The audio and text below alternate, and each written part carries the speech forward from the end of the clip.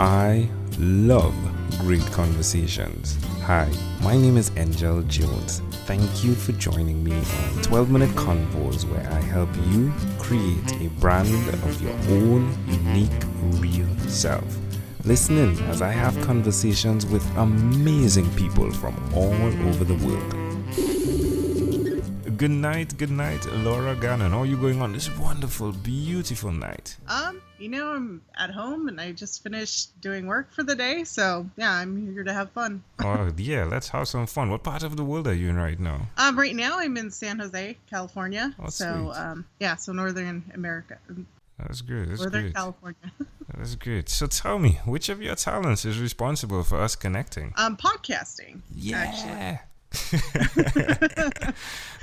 Tell us about your podcast, please. So my podcast is the DL Rage podcast, and I do it with my co-host Paul Hale, and we talk about Disneyland, and I do the technical side of it. So any rides that you see at Disneyland that you're wondering how it works, I try to break that down for our listeners, and then Paul has a lot of different stories and things about Disneyland, and we'll talk about together what's going on. And he's also kind of the other person that I bounce off of with the technical conversations, because he doesn't know all of that stuff, so he has a lot of good questions that I didn't think about before we started recording. So it's a great like conversational kind of podcast. Yeah, especially for the person who doesn't know the things, and especially for the person who does know the things, right? You have two sides of the coin. Well, that's a great idea. Exactly. Ooh, love it. So who did you learn the technical side of things from? So I went to school to be an engineer. So while I was working at Disneyland, I worked there for 5 years. And during that time, I was getting my degree in computer engineering at Cal Poly Pomona. So I was learning technical things, and then I was at Disneyland talking to Imagineers about the rides. So I got a lot of technical information from them, because they wanted to, kind of field the dreams of another engineer. Right. And I was just, ripe for the picking on that, because I just wanted to know everything. So so I got to know quite a few of them. And then I also got to do a lot of backstage tours since I worked there. And since my college was close to Disneyland, our SWE, Society of Women Engineers group, tried to get backstage tours. And it was usually not much of an issue. So sweet. We used to do those.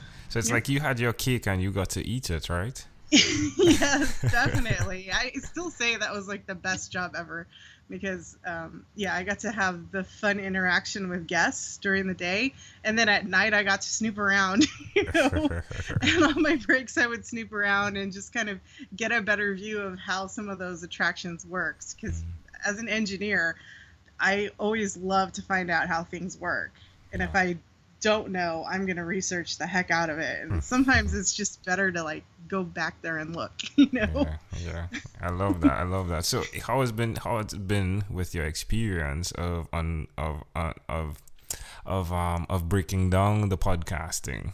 So breaking down the technical aspects of how has that podcast been? Yeah. So that's the interesting part. Not a lot of engineers can break down highly technical things for someone to just like the layperson to digest. So a lot of times I think of terms that I would use in engineering and I throw them out the window because nobody's gonna understand. They're just gonna totally space out, like I'm gone, I'm done, right? Yeah. And when I was a kid, if you got too technical with me and I wanted to know something, it was kind of like checkout time. So I try to think more like, how would I explain this to my mom, or how would I explain it to my brother who doesn't know anything about what's going on? My brother has a lot of car knowledge, but he doesn't know about software, like I know about software. And like my mom may know about software and cars, but she may not know about all the mechanical things that can happen. So I try to like relate it that way. And then the other thing is it's a concept. So I try to relate the concept to something that they already interact with in their daily lives. So, and that kind of makes it easier, right? It's easier to relate to something that you already know and interact with than it is to just come up with a concept that no one's ever heard of before. Yeah, that makes sense. I love that. Yeah. I love the fact that you're taking the time to do that, which I'm guessing definitely develops your mind even more. Yes. Yes, that is pretty intriguing. So why will you continue to repeat the skill? It definitely is more challenging, right? The skill, Yes, it is. Yeah, the skill of breaking things down and then explaining it the way the person will understand it. Yeah, and it helps me in my day job because when we build things for customers, the customers don't always understand every technical aspect. So that I'm able to, explain to them exactly how something works that we're making, right? So I think it kind of translates over when you're dealing with clients and customers. Like, clients don't care about the technology. They just want it to work, right? They just want the end product. They don't care about everything behind it, but sometimes they need to know about what's behind it. And in order to engage them better, you've got to break it down into ways that they can actually understand it without being an engineer. So sounds like fun. Oh my. Yeah, so fun. It helps a lot with my day job. So yeah.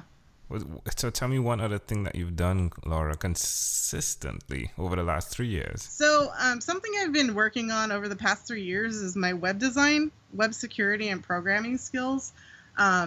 So 3 years ago, I kind of woke up and went, whoa, some of my skills are really out of date. Right. And if I ever wanted to change jobs or do something different, I really needed to really beef up my skills.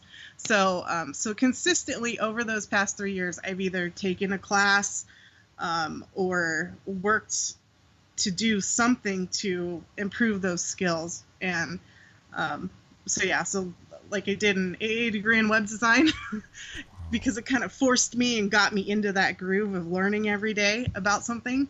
And then afterwards, I just keep learning more, So, and now I have a side business where I build websites and I also recover hacked websites and hardened websites. So you're definitely a good person to know, right? Yes, exactly. And so by doing that, it also forces me to update my skills and to continually work on them. So it's kind of like a good way of doing it. How does that make you feel, though, Laura? It makes me feel really accomplished for being able to do it consistently, because it's really not easy to do that. It takes a lot of time from family and children and hobbies, and sometimes you have to put the commitment in, right? Okay. And so it makes me feel accomplished that I could actually do that, So yeah, I think it's accomplished overall. It suggests to someone that's listening why they should even consider doing what you've done by stepping out of the cobweb, if you would. My metaphor, right? Stepping out of the cobweb to keep renewed, if you will. So I would say, especially if you've ever wanted to make a big change in your life, you can start today, and you can start small. You can make incremental improvements. So you don't have to have a huge goal in mind. You can set a small one that's realistic, and when you accomplish that, it gives you enough self-confidence to set more. And so over time, even though it may seem like you're not making headway because they're small things, over time, all those little small things add up to huge things. And all of a sudden you look back and you go, wow, my life was really different 3 years ago. And look at how much better it is now, because I made those small improvements. So, yeah. So sometimes you don't see them immediately, but when you look back long term, you go, wow, I really made a big difference.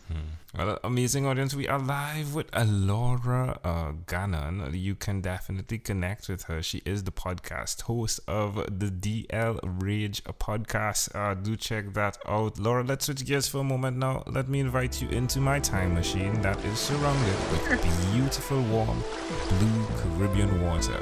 Laura, what is your earliest childhood memory? This is going to be really funny because yeah, it's just weird. I going to the horse races with my parents when I was little and eating Cheetos, like literally watching horses and eating Cheetos on a bench. How old do you think you were?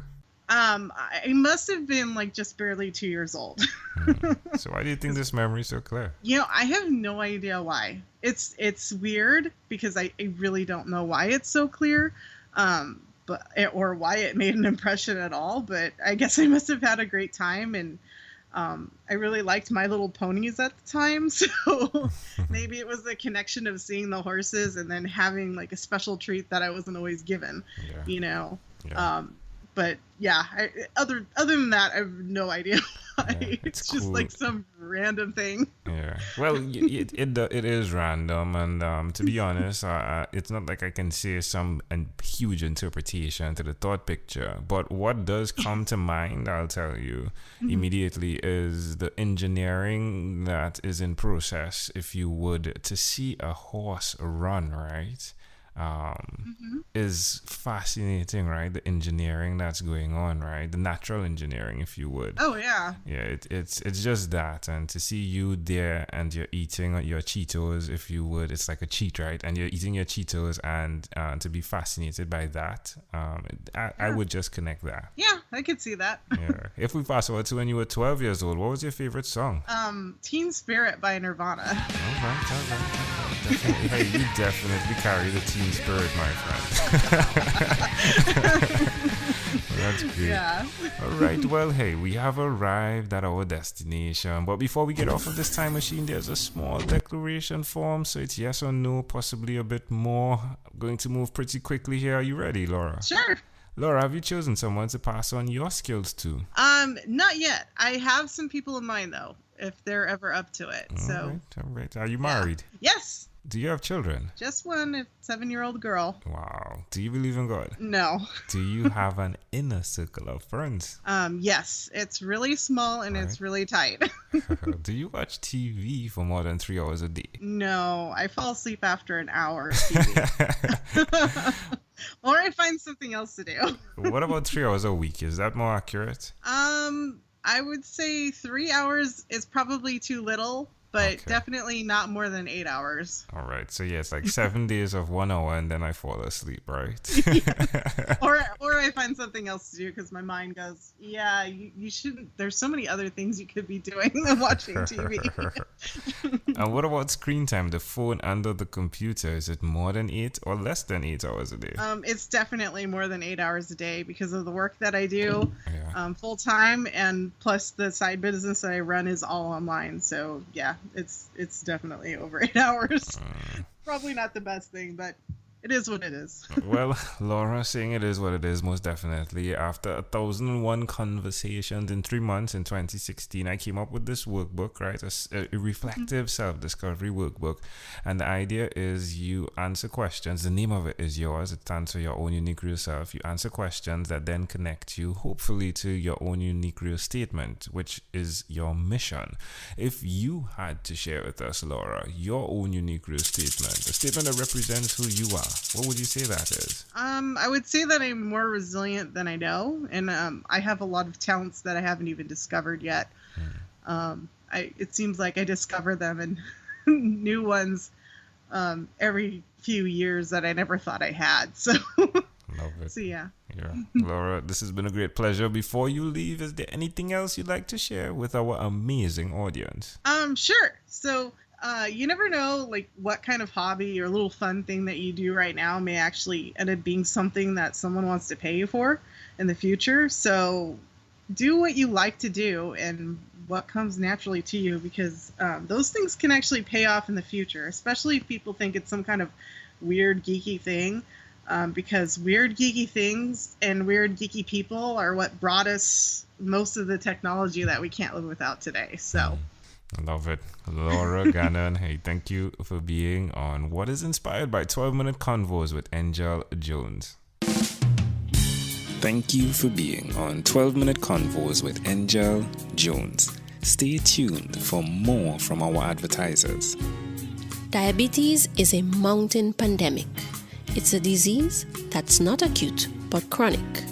Similar to this rhyming method, I have simplified the definition, the signs and symptoms, and the complications of diabetes for both adults and children in my books, Poems for Patients, A Focus on Diabetes, and The ABCs of Diabetes for Children.